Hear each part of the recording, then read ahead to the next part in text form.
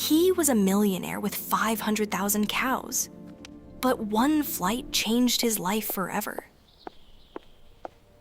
A billionaire flew to visit his farm, but minutes later, his plane crashed on a mysterious island. He was alone on a deserted island. No people, no way home. Only the forest and silence. Who are you? I thought I was alone. We're here to help. We're getting you out. The helicopter's landing. Can you walk? I can make it. Oh my God, you're home. We thought you were gone. I'm here now. I'm not going anywhere.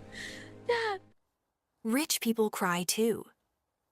No one believed that a billionaire could disappear and live like a wild man in the forest. But this story proved that even the richest people cry. Bruno Rossi was one of the wealthiest farmers in Italy. He owned a massive dairy empire.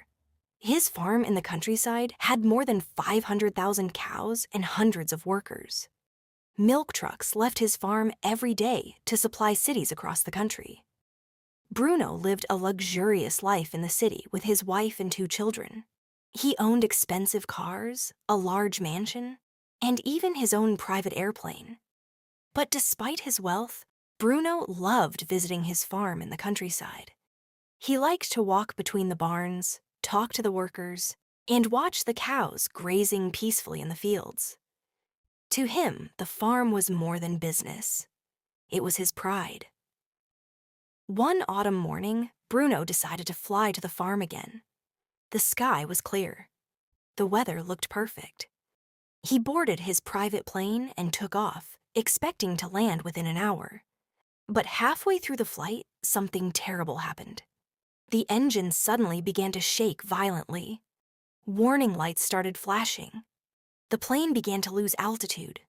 Bruno tried to control the aircraft, but the engine failed completely. Within minutes, the plane crashed into a remote forest near a small island surrounded by water and mountains.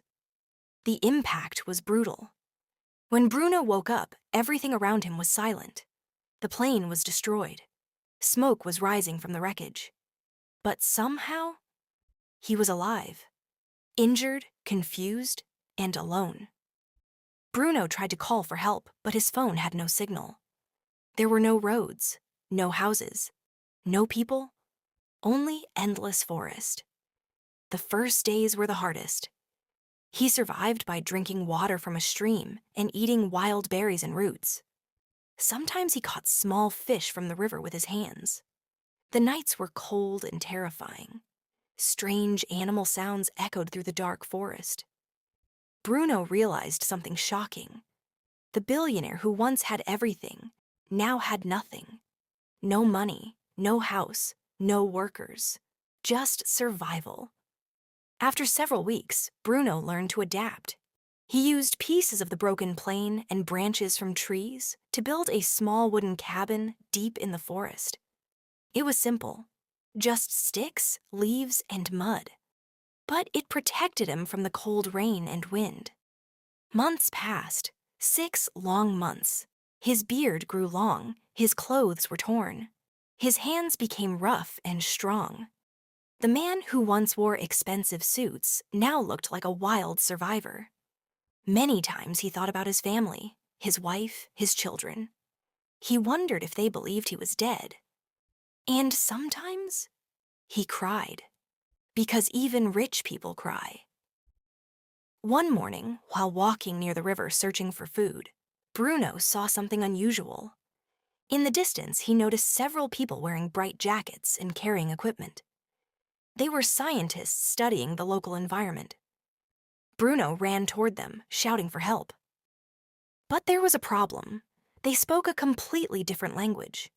Communication was difficult. Still, they understood that he was lost and needed help.